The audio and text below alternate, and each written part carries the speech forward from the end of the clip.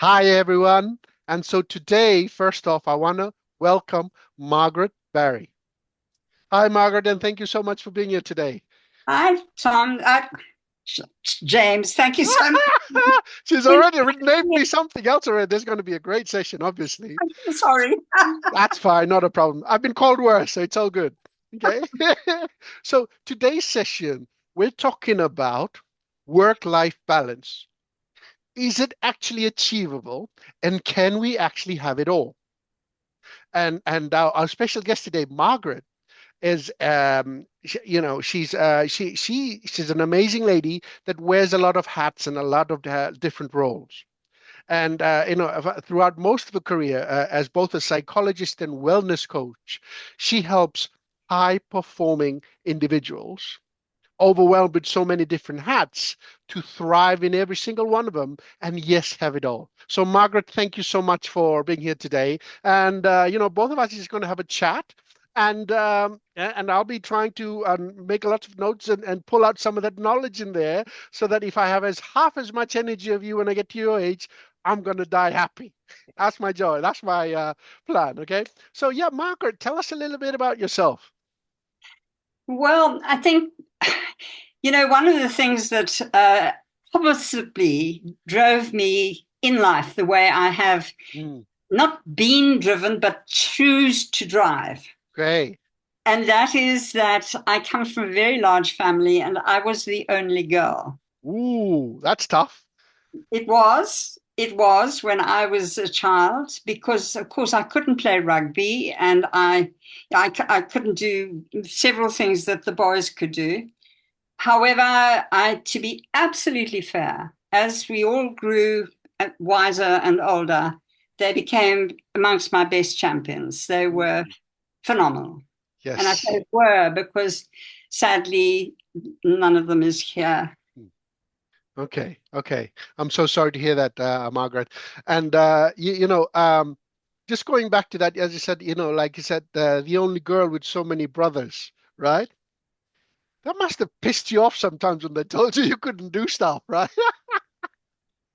Well, you say that, and Mm, it's an easy conclusion to draw. yeah. However, I think that that was what pushed and spurred me because from a very young age, if I could attempt a thing, I jolly well attempted it. Yes. And so I have played multiple roles in my Yeah. life for others and for myself, and I am endlessly curious. Yes. Love that. Love that. And from what you're telling me there, I can see a lot of your grit, Margaret, and a lot of your determination to prove people wrong, right? And may I say, not to prove people wrong, Okay. to encourage people to open their old ways of thinking, not their tried ways of thinking, Gotcha. and be prepared to Yeah. stretch and explore. Yeah. Once you've done the exploration, then you can say, no, this is not for me, and that's fine. However, to close our minds to things, as I say, you know, and I'm going to brag a little bit here. Yes, definitely. Who else is going to do it for us? In the years when I was again, I was brought up. A woman's place was to be a good mother. So Mm. when I had two small children who've now grown, as they do, and I, I I wasn't employed in a formal sense, Yeah. but my golly, I did anything and everything that came my way. Mm. That was interesting. Okay. And because I wasn't dependent on the income, I could play. Yes.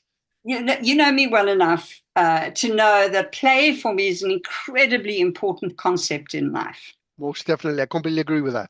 You know that it's creative in that you discover and you discover what works, what doesn't work, what might work, what could work. Gotcha.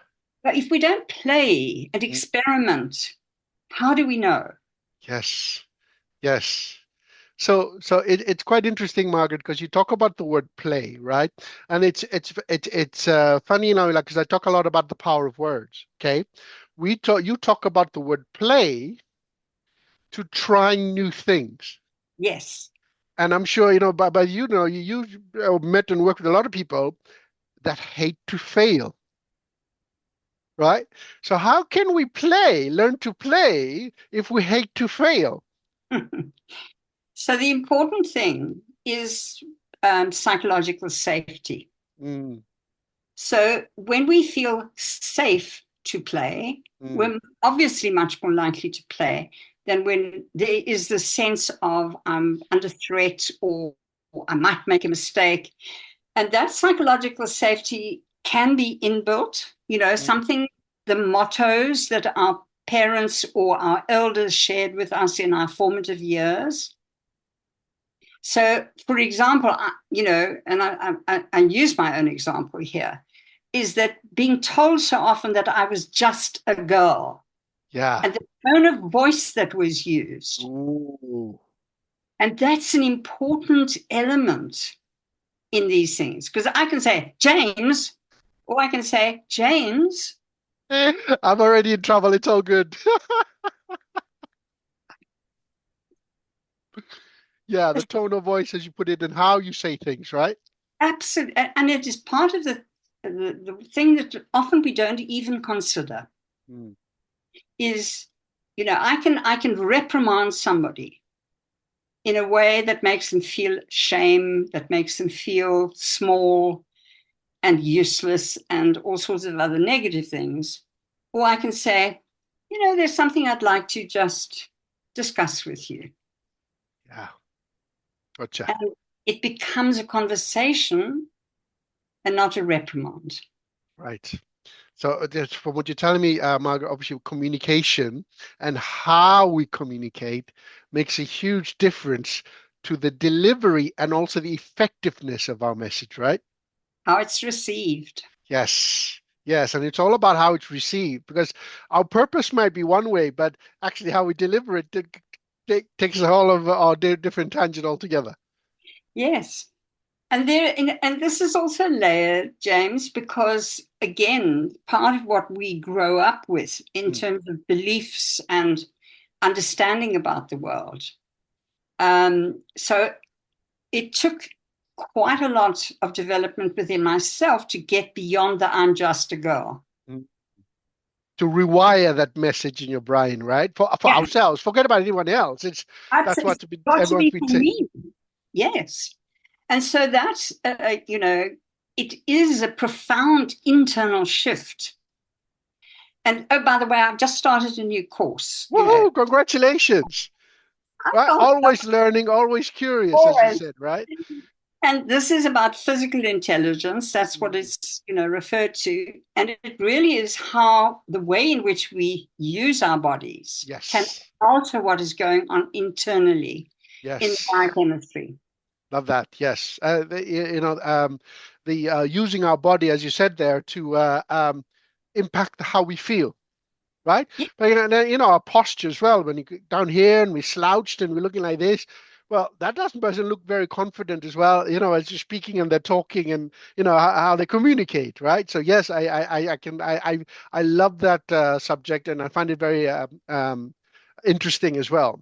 Oh, So I'll tell you as I go along, believe you me.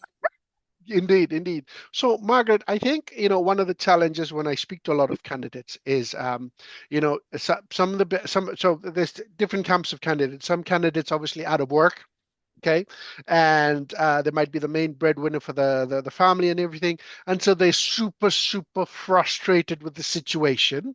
And I'm sure, as you know, when you're super frustrated with the situation and you're focusing on everything that's going wrong, we seem to be attracting more of that stuff, and we notice more of that stuff that's happening around us, right?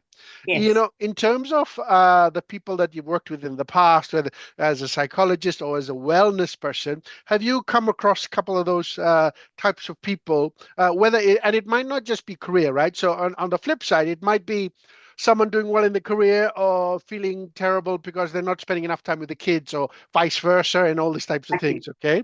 Do you come across some of those examples from the stuff you've done in the past? And what's your advice for someone that potentially moved, in that space? There are a couple of ways in which we could approach that. Mm, I am a firm believer in do what you can do to change the situation. So, for example, I'm feeling frustrated, I'm not getting the job I want, da da da da da. However, I do have capacity at the same time. For example, my first qualification was as a dietitian. Mm, How is your eating? yeah. Are you eating foods that are actually going to recreate this organism Yes. that is going to perform when you finally get that beautiful job that you really want? Yeah. Hmm. And this is a very, unfortunately in today's world, because so much of food is what I call plastic. In other words, Yes. not real, Yeah. does not nourish. It might feed us, Yeah. it doesn't nourish us. Big difference. Hmm. So rather than getting frustrated at not getting the job you want, well, what can I do? That Yes. And I love to use because of my musical background, I Yeah. love the analogy of if we see ourselves as an instrument, Mm. because an instrument performs, Yes, okay? indeed. Yes, indeed. Now, if we fine tune this instrument, we'll make so much better music out there. Oh, yes, indeed. Yes, indeed. And just to recap my understanding what you just talked about there, Margaret, um, we're focusing on what the things we don't have, and we're focusing on the things that, that's going wrong in life. But as you said, but what if we focused on what things we can control, right? And Yes. as you said, like as a dietitian and in the wellness space and all that, focusing on the exercise, the food, and everything we're doing to nourish our body to get us to make sure we're in the right physical, but Yes. also the mental state as well, right? And Okay. emotional. And And emotional. emotional. Gotcha. Yes, yes, indeed. Right? Because otherwise, what happens is that we end up feeling that we are being controlled by the Mm, outside world. mm, mm. And Yeah. that sense of losing control becomes, for many people, a downward spiral. Yes. Okay. Mm, So it's very much a case of, as you were saying, exercise, diet. Is this instrument being looked after in the best possible way? yes. Yes, indeed. And just to go back to your point there about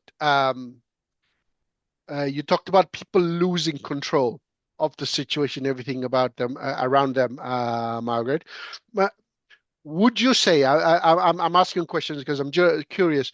Would you say is the type of people that are within their life, they see themselves as the victim of the circumstances happening around them, right? And life is happening to them all the time. And I don't know. I don't want to put words in your mouth. I'm just asking the question. Brilliant question. Because I think it's what we talk about the locus of control. Mm, Where is the locus of control, the place of control? yeah. Is it in the outside world? I am being controlled by the circumstances of the outside world. Or is the locus of control more internal? And therefore, I am the conductor of this great piece of music? Yeah. Yes. Yes, indeed. Yeah, because I mean it's something that from my personal experience, Margaret, I used to be considered myself the victim of the story and outside my control. And we all have our challenges, right? For like I'm just a girl, or I'm first generation immigrant from a small Yeah. island country, and I'm here in the UK, and blah blah blah, and we don't fit in, and all these things. But as you said, none of those things are in our control, right? So if they're not in control, we can't do anything about it. But actually, as you said, the locus of control, as you said, and what we can control and what we can do, Yes. right? Yes. And that's empowering. Mm, mm, indeed. Because I think it's very disempowering when we believe that the system is all wrong, or the system doesn't allow me, or Yes. Yes. Very much so. And like I said, is Margaret, you and I were joking beforehand and everything, but my question to you was, how are you so alive? Right? Like I've said, you're so alive. And I asked the question last time, it's like, when are you retiring? And just like, what's that? What's that word? Right? So what's your secret for work-life balance for you then, Margaret? What's the magic ingredient and the secrets for you? Well, for me, I think I've mentioned this before to you, is that I prefer to use the word saging to age. Mm, love it, right? So you're not aging, you're saging. Indeed.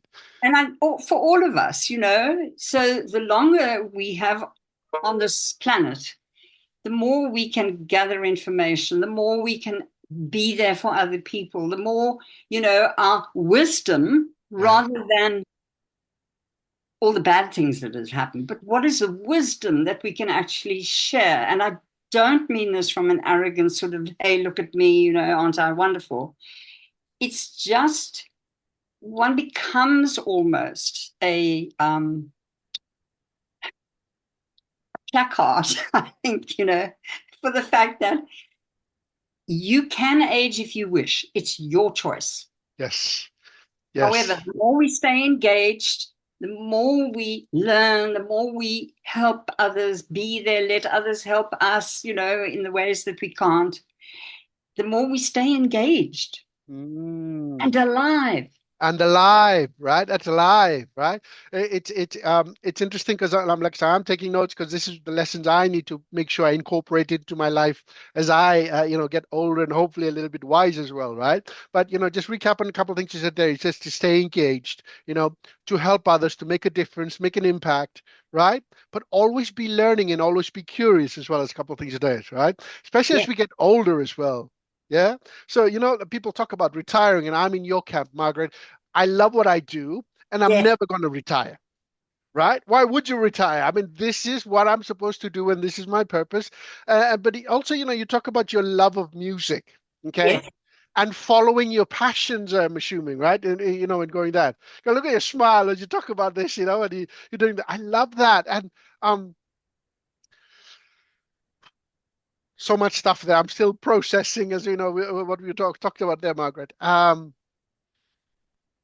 So I guess for you, Margaret, what would be the advice you would give to someone out there overwhelmed? Where do you start, and what's the advice you'd give to someone out there overwhelmed, wearing multiple hats and beating themselves up because they're not excelling in every single one and they don't have their loss of control? I think you've talked about earlier as well. Okay, what would your advice to those types of people? So, it's really, really important for those people to, first of all, take stock and recognize that the more we go into frustration, the more we go into panic or stress or any of those things, the less able we are to realistically do a check on what is going on Mm, and then make decisions. Because, and again, that's the locus of control comes back to yourself. It's not the yeah. external world that's controlling me, making my life difficult, making my life frustrating, making my life blah, blah, blah, blah, blah. What can I do? Yes. There may be many things I can't do. There are, however, things that I can do. Yes, indeed. Yes, indeed. And so, this, and again, I'm going to keep going back to this. This is the instrument. Yep. If I were a trombone playing in an orchestra and I was not properly maintained and not tuned, and the person using the instrument hasn't done the rehearsing. Yes. Yes, indeed. And Margaret, I would also add to that. This is the only instrument we have, right? This is the only one we have, and I talk a lot about consequences, right? Yes, yes, And sometimes there's a delayed consequences when we don't look after our instruments today, yes, right? That extra burger, the extra cigarettes, that extra drink, and all this stuff. That is not today. It's later on in life, right? So, on that note, if I Yeah. may say something from a nutritional perspective, but it's a lovely analogy. Mm. If you incorporate literally into your own body, incorporate quality, you're much more likely to produce quality. Yes, indeed. Yes, indeed. So every cigarette you smoke, or too much of this and too much of the, and it could be too much of anything, Mm. it is not serving the ultimate purpose that you have in life, and that is to show up in your best possible way. Yes. Yes, indeed. Yes, indeed. So it's really, and it's not about balance, because balance is one of those things we go, It's about being sensitive to Mm. what is required. So I am hungry, I eat something, I have had enough, unless I don't care about having enough and I just stuff myself. Yes. Okay. And we know the consequences of that. Yeah.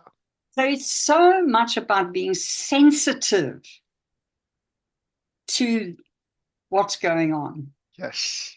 that we are aware of the consequences of what happens when we don't exercise, Yes. eat too much sugar or too much junk, what I consider junk food, which is anything that's not real food. Yeah. Yes. Yes, indeed. Okay. And Margaret, I just want to say is you are a living embodiment of practicing what you preach, right?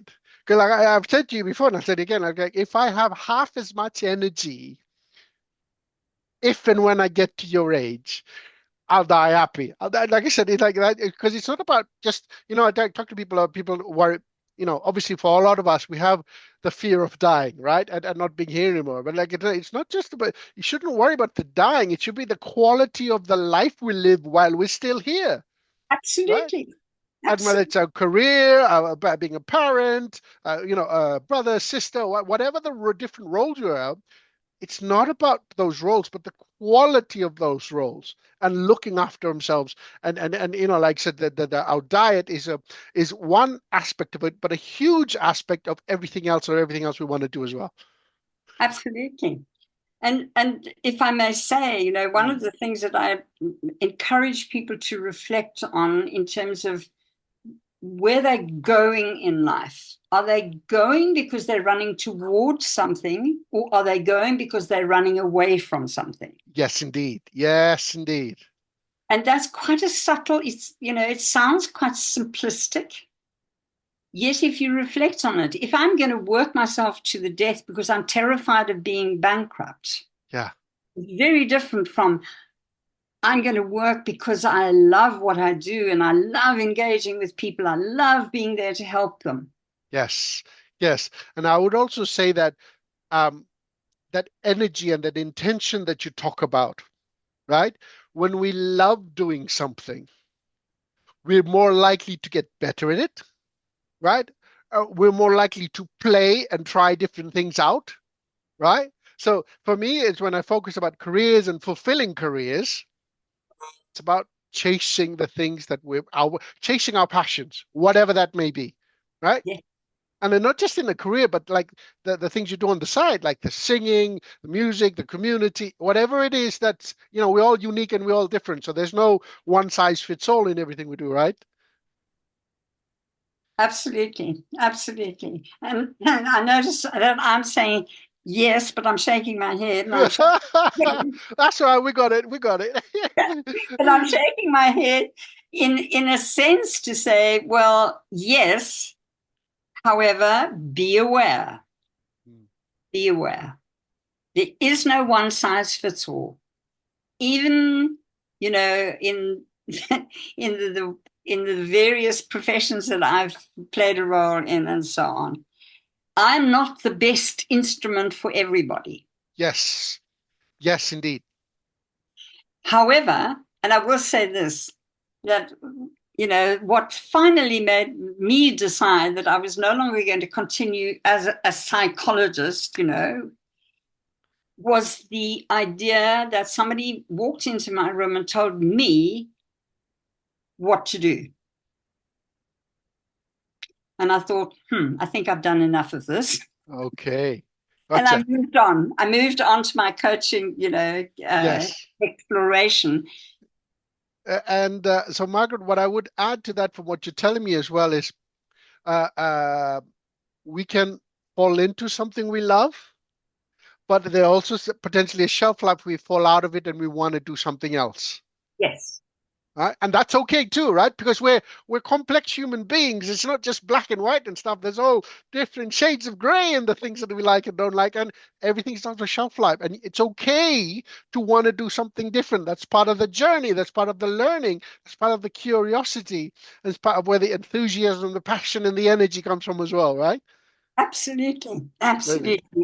It's like seasons. We need change of seasons. Yes. We need the autumn. We need the winter. We need the spring, Mm, and the summer. And so in our lives, similar sort of thing. gotcha. Definitely. Definitely. So, Margaret, first off, again, I just want to again thank you so much for coming in and Thanks for the invitation. saging us with your wisdom. Just a reminder for everyone that, Margaret helps overwhelmed high performers that has so many different roles and they're losing control. She helps them to thrive in every single aspect of that as well. So, as Margaret says as well, that, whoever we are and whatever we do, we're not going to resonate with everyone. Okay. So part of this video, as we're getting information from Margaret, is that if her story and what she's talking about resonates, reach out and see how she can help. Margaret, thank you so much for your time today and very, very much appreciated. And all the best for you.